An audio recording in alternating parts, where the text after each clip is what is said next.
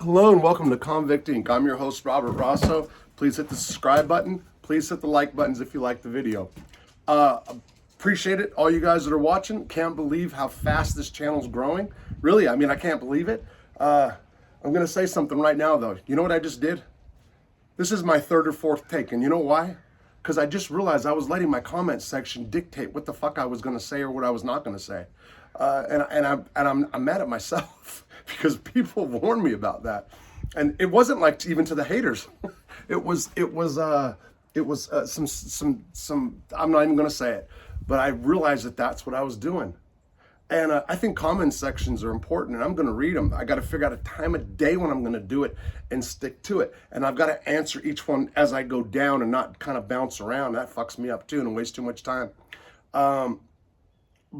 Yeah, I just did that. And you know what? That's not going to happen. I'm not going to do that. And again, I do appreciate your comments. Like I've only been out 9 months, and I think I'm kind of amazed at how much time some people spend like saying stuff. Whatever. Hey, use my comment section as an anti or hate Robert Rosso. Fuck, I don't care. I don't delete no matter what that goofy dude says. I don't delete, and I'm going forward. Have at it. Freedom of speech. I'm all about it, for real. Okay, this video is about my dealings with the EME. Yeah, the EME, just like the video I did with the brand. Same thing. I'm going to just walk you through and go through every little thing that I can remember, every little detail, incident that happened, and there's some that's going to. I already know what's going to happen here, but this is what happened, and people do know about this. So yeah, here's. Oh, by the way, on the brand thing, there's like two more things that happened I forgot that I left out. Maybe I'll bring them in as different stories, but this is my story now. I am from California, born and raised, Southern California. Went to LA County Jail, and then I was around a lot of Sureños. So growing up in San Pedro, you'd see writing, Sureño 13, Sureño 8, just like different stuff, and being Southern or South Side. I learned in the 9th grade what that actually meant, and that's when I went from Catholic school to public school. And public school is like going to prison for me. I was like, one of the privileged Catholic kids, white privileged Catholic kids. Let me throw in there, Italian, American, whatever. So yeah, then I didn't do well in going into the 9th grade, and I had to go to public school. It was like going on the chain gang or something, man. Anyway, so that's when I learned about tagging and the writing and the Sureño and EME and stuff like that. When I went to LA County Jail, I don't believe that I was around any active EME. I'm pretty sure I was not. And when I did time in the California Department of Corrections, I don't remember a big homie. That's usually what they call the leader or the EME that runs the yard. Actually, the Sureños call all the EMEs big homies. And you guys can add your 2 cents that know about California politics and stuff. Anyway, so really the first ones that I was around, first EME that I was around, would be in 1998 at USP Leavenworth. Okay, once again, 1997 I got locked up for drug charge. 1998 I got sentenced to life without parole for a nonviolent drug offense because I wouldn't tell. 1998 I ended up at USP Leavenworth in September. In my block, that is B lower, was an EME by the name of Negro from Artesia. I know people that understand, that know about California politics, that keep up with the West Coast politics, know the name. I'm not going to put his first name out there, nor am I going to say the names of his sidekicks, which was Spanky and Beto. There's a million Spanky and Betos, but so people that are there knows. But I say his sidekicks. They were Sureños. They were well respected, and they were his right hand guys. Those were his two guys. They were also in B lower for a while. During my first year or so in prison, I hung out with Negro, Spanky, and Beto quite a bit. Not a day went by probably that I wasn't in Negro's cell for some reason. The proper way to pronounce it is Negro. So if I say Negro, that's just the white guy coming out of me, whatever you want to say. So used to hang out with him quite a bit. At the same time, I said that I was running around with the Dirty White Boys. A lot of drug activity with Negro and Spanky and Beto, and it's safe to say that a lot of people knew that Negro was strung out most of the time and involved in the narcotics trade in prison. And for all of you that are going to say you just said something about Negro, he got busted at Leavenworth for introduction of heroin. So anyway, about 20, 30, maybe 40 Serenos under Negro at that time. I'm going to say there was probably 7, 8 in the block, Serenos that is. But the two that were with him all the time were Spanky and Beto. The first time that I realized that I had to make a decision, in other words. Okay, so being from California, California white guys run with the Serenos and the Mexicans, okay? It's different with up north. The northern Mexicans or the norteños, they usually run with the black guys. I've only been around one norteño, but I've been around a lot of Southerners and a lot of EME. So there was an incident that happened over a guy named Phil. Phil was a trick. Phil had a life sentence for dope, and he had buku fucking money. He was a junkie, and he'd spend a lot of money. So he was, everybody was on him. He was easy prey. Everybody wanted his money. And there was two people competing for that money. That is Kenny, who was calling the shots for the Dirty White Boys, and Negro, who was the leader of the EME. An incident occurred where Phil, who was white, went down. He lived up in Be Upper, went downstairs to Be Lower, where Negro lived, to ask for help. I don't know the deal that they made, but Kenny and a handful of white guys came downstairs, and I realized I was in the middle of something. On one end, I'm white, and I hang around. That I was actually probably labeled as an affiliate of the Dirty White Boys at the time. And here's the guys that I'm affiliated with that I see on the yard. But here's these guys in my unit who I'm with quite a bit. That's Negro, Spanky, and Beto. So you got these two conflicting sides, and here I am, right here. And I remember we were outside of a cell towards the back of the unit. Kenny and Negro were in the cell arguing, hashing everything out with Phil in the cell. And I was standing outside with Spanky, Beto, and some white guys from upstairs. Now, at that moment, we realized that there was all likelihood there was going to be a fight that was going to pop off. So you had Mexicans coming from over here, and then you had more whites coming over this side. And I remember Beto turns to me and said, "Hey, Rob, what side are you on, homeboy?" And it I was kind of stuck. And about the time he said that, out comes Kenny. Him and Negro are shaking hands. They worked it out. But that was the first time I'm like, holy shit. So, yeah, I'm not going to say that I really distanced myself after that, but I was closer with some of the whites in our unit. And you know what? Come to think of it, what happened was Dusty, I think, got out of the hole. I think he was in the hole. So he was the guy that ultimately led me to becoming a Dirty White Boy. So I was around him more. Did a lot of business with Negro. Did a lot of business with the Serenos in the block. And there was a guy that I was with quite a few, hung around a lot. And his name was another Phil, okay? This is Phil J. Let's just do that. Phil J had a life sentence, also had a lot of money, also did a lot of heroin, and also everybody was out to beat this guy. He wasn't a politician. He wasn't a fighter. He wasn't a tough guy. In fact, you'd think he's a little effeminate. There's other rumors, other things that, he ended up going down to Pollock, and I heard they turned him out. So anyway, Phil was my running buddy, meaning we'd match each other as far as getting high. Like I said, he had plenty of money coming in. I had money. One day I got a dirty urine, and on that day Phil had made a deal for like 5 grams of heroin. I'm sorry, it was 4 grams of heroin. And this is what happens. The deal was stalling. It was stalling. It was supposed to happen within, let's say, 48 hours. 72 hours comes around, it doesn't happen. Another day comes around, and it almost doesn't happen, but they call me to the lieutenant's office, and they lock me up.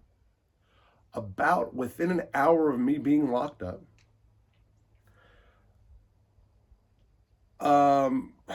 what was he in yet? A G27. I won't say his name. He was a member of the G27s. Came and dropped off the dope to Phil. Now I'm gone. Phil's in a cell by himself, and no longer. As soon as he handed him the dope, he walks out, and here comes some Sureños with a knife. Now these are guys that Phil also gets high and hangs around with. They went and robbed him. They took the dope. They brought the dope to the big homie. Phil doesn't tell anybody.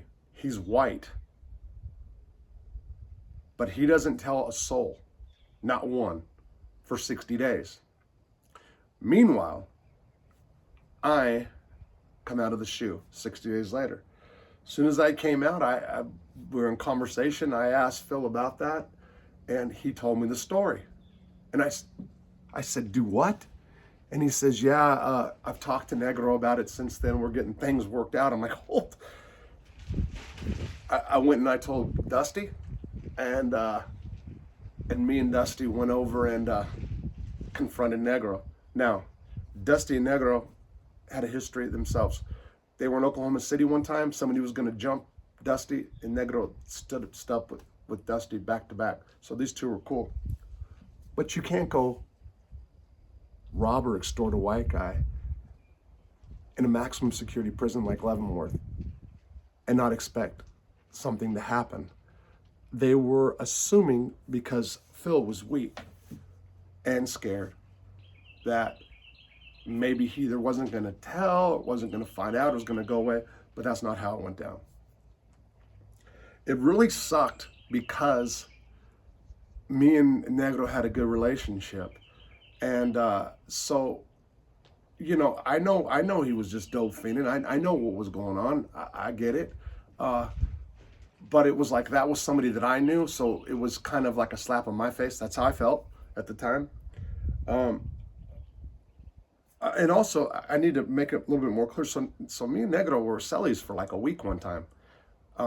He got out of the shoe, didn't have a cell, and I hooked him up and let him stay in my cell. That was like, yeah, it was in B lower in the back of the unit, and it was for a week before he got his hookup. So we were cool like that. So I'm saying that to let you know our relationship. So I remember going in with Dusty. It was just us two, and we pulled him up, and you know, you can see the look like he really didn't know what to do at the time because he was pissed. At the same time, he knew. We were both from Southern California, and we were. It wasn't like it was somebody from a different area. Plus, we, you know, like I said, we're homeboys. That means something in prison. And he came up with this story about how Phil burned him, blah blah blah, and kind of spun this story that was not believable. That started causing the friction right there. Well, one day he came to me, and that's Negro, and gave me a gram. That was his way of apologizing for stealing from a white guy, I guess. But he did not. That's not 4 grams that he stole from dude, but he hooked, and that's quite a bit of drugs in federal prison. Anybody that's been there will know. So you know, he hit packages, so we got a gram. But it was never right between us. Okay, so not much longer, or maybe even a year goes by. I'm in the hole, and there was a guy who was a friend of everybody's named Jimmy. And you know what? I don't know whether I can say this on YouTube, but he called himself Jimmy the Jap. His mother was from from Japan. His dad was military. They met during the war times or whatever. But that's what everybody called him, and that's what he called himself. So, hey, I'm Jimmy the Jap. That's how he would, you can see that he was half Japanese. So I'm not saying that as some kind of offensive slur or racial slur, I guess. Anyway, I'm in the hole. I'm by myself. In comes Jimmy the Jap. Jimmy used to just sell up with white guys in the hole or on the compound sometimes. He after a while he went to the Asian car, but at the time he wasn't. And like I said, he was really neutral and everybody liked him, didn't matter what color. He was also cellies with Negro at one time. Well, when he got to the shoe, he told me that he was on a dummy mission. He was bringing a package. So in other words, he just went and got himself locked up on purpose. I forgot what it was. I don't remember if it was an out of bounds or he got drunk and went in front of a cop. I think that's what it was. He drank alcohol, went up in front of a cop, started talking, so the cop breathalyzed him and sent him the shoe. A lot of cops won't, but if you're a dickhead, cops will. Or cops that are just doing their job. I shouldn't say they're all dickheads that do it. But this guy, he knew who to go to, smelled alcohol on his breath, boom, sent him to the shoe. Well, he's got dope keistered in him. And it wasn't much. It was like 10 papers, $10, $50 papers of heroin. Now, I wanted one, for sure, and he then tells me that it's for Negro. Negro was in the hole for whatever reason, and he was also an orderly. Well, sure enough as shit, Negro runs up to the cell, sees Jimmy. He's like, you got my shit? And he's like, yeah, I got to get it out. He's like, all right. I'll be back in 30 minutes. So he comes back. Jimmy gets down. Jimmy can't get it out of him. It's stuck up in him. Little FYI about keystering stuff. Sometimes it gets stuck. I said that in my last video, but sometimes it's hard to get out. And what a lot of guys will do is get warm water in a shampoo bottle and douche it out. What they do. I never did that, but that's what people do. Negro comes back half hour later. Jimmy doesn't have it out yet. Negro then comes back and shoves a shampoo bottle and tells him to get water, and he's really, really mad at the time. He wants his shit, plus it's getting late and he has to go in. He's on a different range.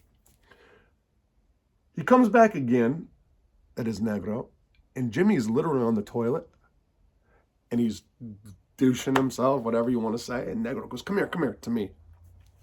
He says, if you touch my dope, I'll kill you.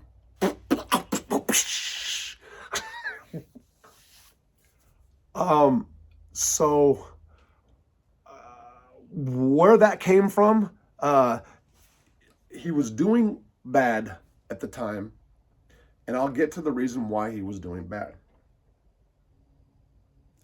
At the time, a new EME hit the compound by the name of Chino. Chino didn't get high. Chino was against everybody getting high. And Chino took the Sureños and started making them militant, which they are in prisons, especially in California. That is, in the morning they're getting up and they're doing jumping jacks and burpees out on the yard, 40 deep, 30 deep, whatever. Chino got him like that. So Negro was the guy. He was doing grimy shit is what the word was. And I know that there's going to be people that watch this that remember this story. And you guys can fill it in however you want. Negro was doing stuff that also was making some of the big homies in other prisons, I guess, pissed off. I think there was money from the poker tables or something was supposed to happen, but that wasn't, I don't remember. But he was falling apart. That is, Negro was falling apart. You can see the downslide. And then when the Chino comes and he's got a message from the big other homies that Negro is losing the keys, yeah, it psychologically fucked him up. So he was going through a bunch of different things at the time. Now, he just threatened to kill me. I mean, I'm laughing, but I wasn't laughing then. And let me tell you something. And I'll repeat this 1,000 times. I was never no freaking tough guy, ever. And this occasion, because of who it was, I remember it wasn't a fear, it was an anger and wow, what do I do about this one? Because as I told Chad Marks in an interview before, I do believe, and I still believe, that the most dangerous gang in the federal system, or any systems for all that goes, would be the EME, because of the reach that they have, because they can get some youngsters, uh, you know, youngsters meaning teenagers, or youngsters meaning 18 and over, that just came in to do whatever they want, because that's part of the culture. And I don't say that disrespectful. I'm saying that as a matter of fact. Guys know what I mean. So I do believe that. So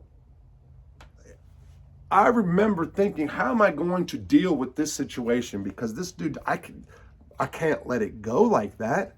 Of course, we're in the shoe. I'm not going to go to wreck with them, because he's always with the Serenos. Those guys are going to back up whatever he says. They got to. Anyway, Jimmy gets the shit out of his ass, and I kept 2. And I made Jimmy lie and say that there was only 8, but Negro knew there was 10. But I kept 2 because of the way dude threatened me. And of course, I told Jimmy, the Jap, that I'd back it up. Don't trip. I'll get it. If push comes to shove, I'll put it all off on me, and I'll tell them that I pressed Jimmy. Jimmy wasn't agreed because he wanted to get high, and he got high. I did the paper, and I did the paper. During that same time, there was a Sereno that got turned out, and that means that for whatever reason, I think the guy said he was the Sereno kid said he was gay or whatever, and Negro started having dude suck his dick through the bean slot.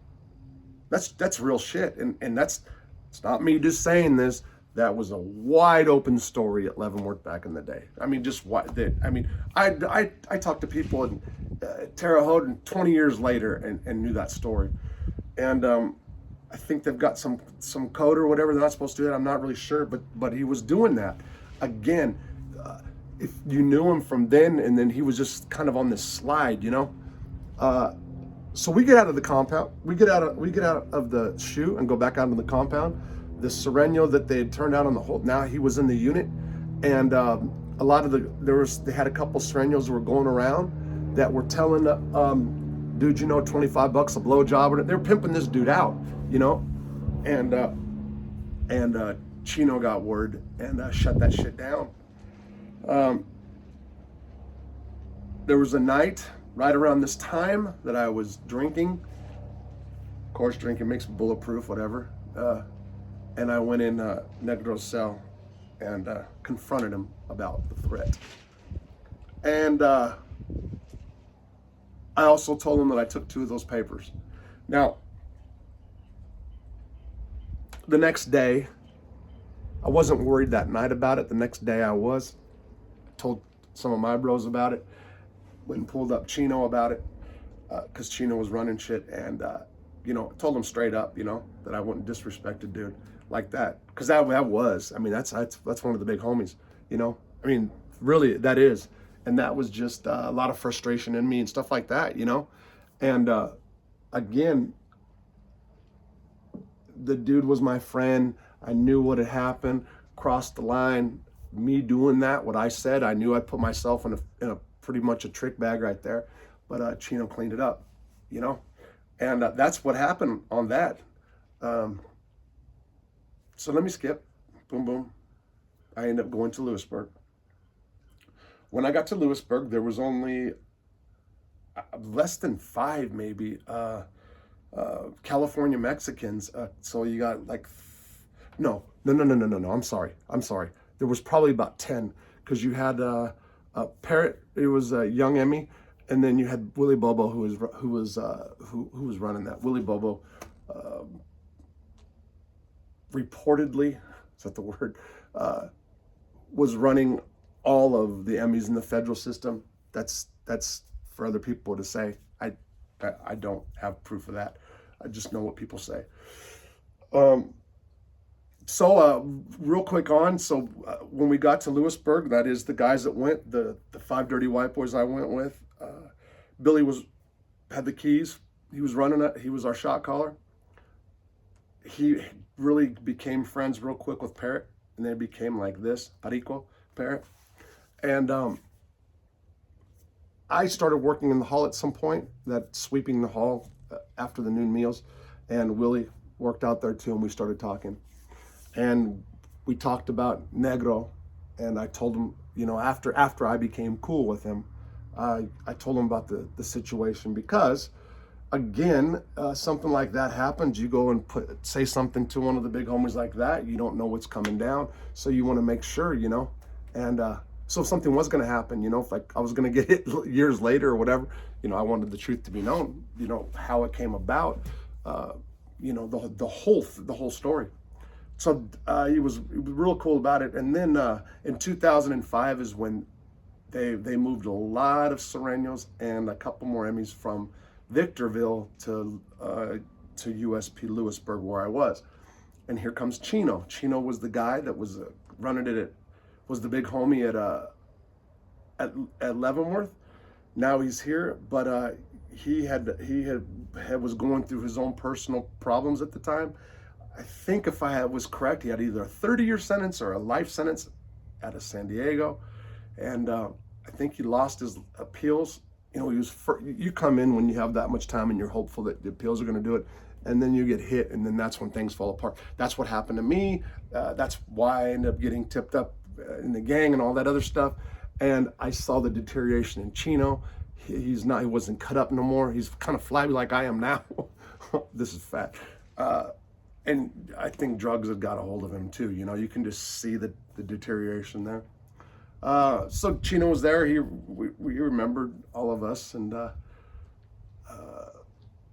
eventually there was a guy named Psycho, who was a Sureño, who I got a job out on the hallway with me.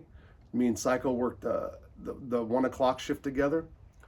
Willie Bobo actually asked me to get him that job because usually a white guy got that spot because of you know, my ties to California with them. I did Willie the favor. Plus, I had big respect for Willie, not as a guy that was you know, this high-ranking Emmy, but just as a man, as a person.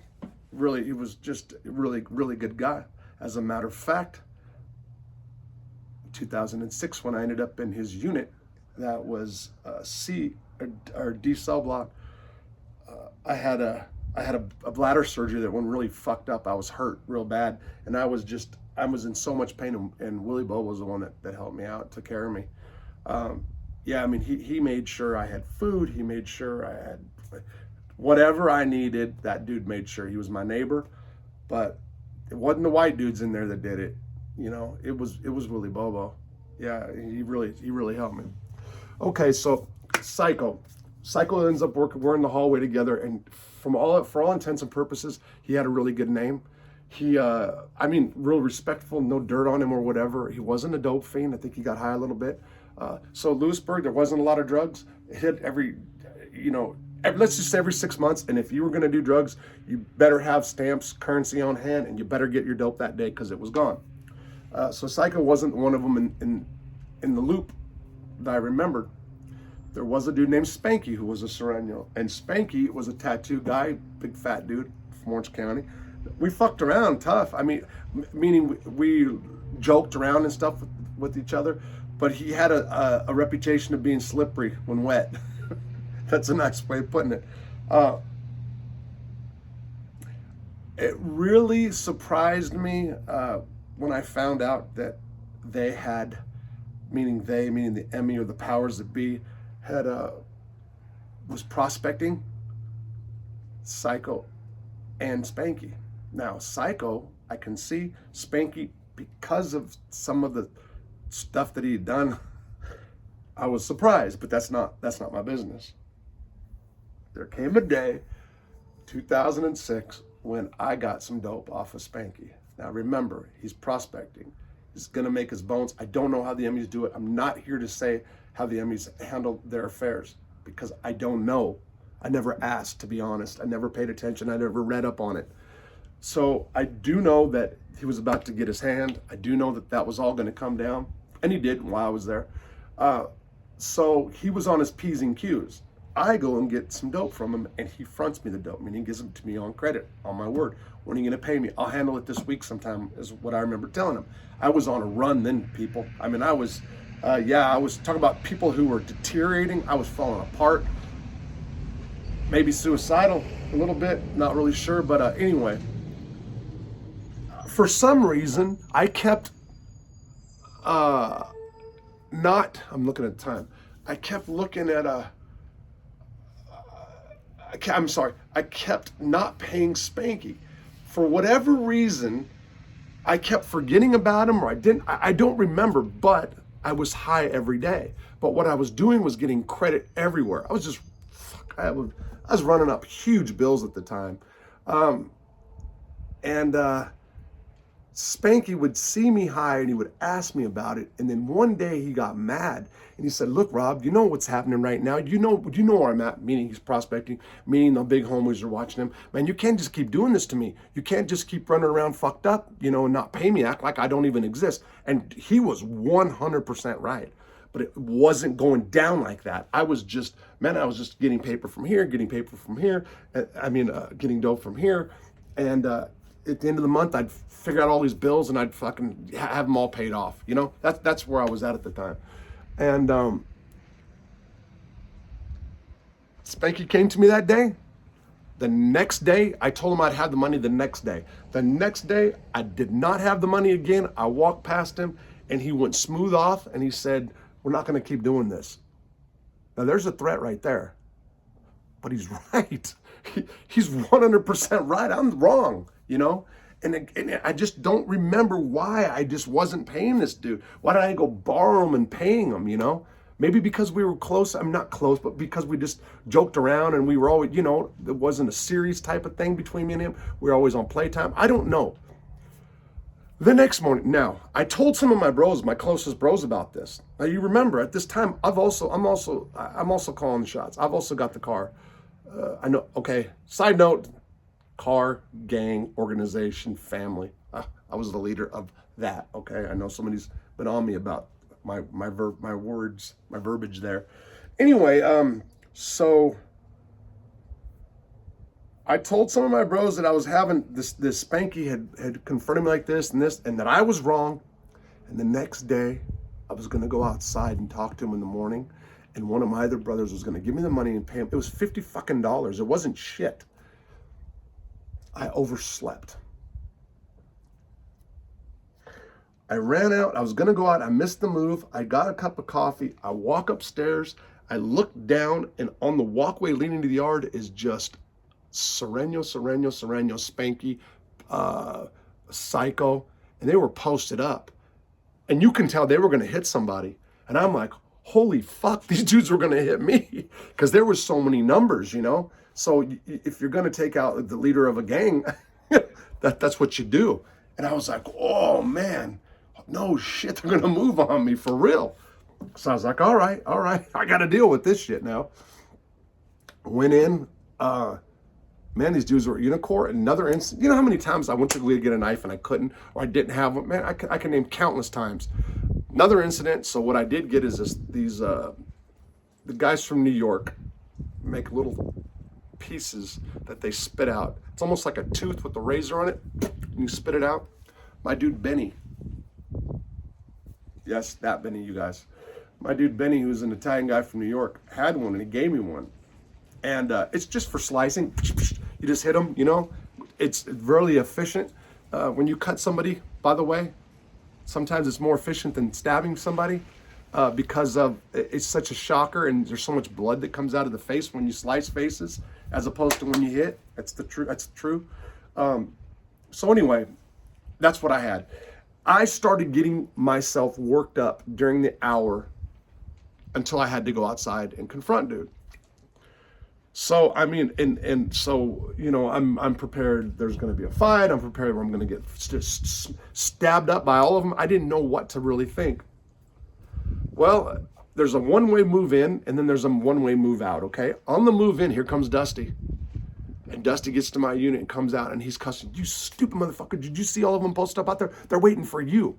What the fuck, you got to take care, So he was right. Again, but he saw it too. Everybody thought that that was for me. There was like no doubt that that was for me. You know, and again, this is maybe Spanky's way, like to show, you know, that he can do that. You know, so you're thinking, this is serious. Okay, well, I have my little thing. Dusty was pissed because he always hated those little things that slice. And again, you stick this thing in your mouth. It's almost like a tooth, and it has a razor on the end. And it's, like I said, they're sharp as shit, but Dusty couldn't stand them. He thought they were stupid. That's all I had. And I walked outside, and there's a whole bunch of Mexicans out there. And, you know, I had to suck it up and just put on my big boy boots. And I remember walking up. So everybody walks counterclockwise in prison for whatever reason. So I was walking this way to meet them. And I was marching, and you can see I was like I was mad for whatever reason. I was mad that he wanted to kill me. Some stupid shit. I got high too. By the way, I got high during that hour before I went out. And I just went straight up to Spanky and confronted, like, what's up? What's up? I told you I was going to pay you today. And I remember Willie Bobo just looking, he looks at Spanky, and Spanky goes like this. So Spanky pulls me up and goes, what the fuck?